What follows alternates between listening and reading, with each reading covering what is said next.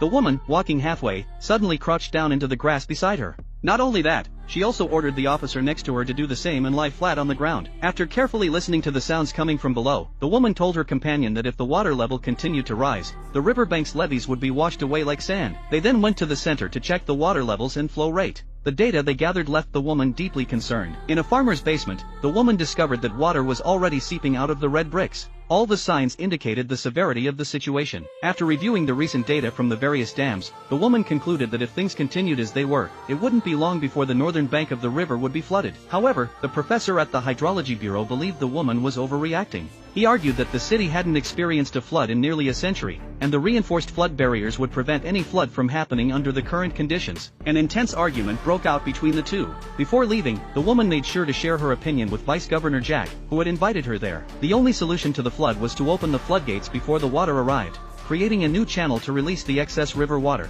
After stating this, she left, ignoring Jack's pleas to stay. Meanwhile, Jack, accompanied by his team, arrived at the local reservoir. The river water, which should have been drained days ago, had not been released because the person in charge was waiting for an upcoming sailing competition. With Jack's firm stance, the person in charge reluctantly agreed to his request. On her way home in a helicopter, Anna made a surprising discovery. She spotted an area below that was not supposed to be on the map. Upon closer inspection, Anna realized that Jack had given her a map from 10 years ago. She immediately ordered the helicopter to turn around and flew to Jack's house. The raised water levels due to the levees would render Jack's earlier plan to blow up the flood barrier useless. Jack quickly contacted the military team carrying out the demolition mission, but due to poor signal, the officer couldn't hear anything. After hanging up, the officer ordered his subordinates to press the detonator. The next day, the surrounding areas were completely submerged, but the river's rising tide showed no signs of slowing down. The mistake in the map also led to Anna's misjudgment. She had initially thought that only the northern bank of the river would be threatened, but based on the current situation, even the city center might be flooded. The only solution now was to destroy the flood barrier at the last bend before the flood reached the city.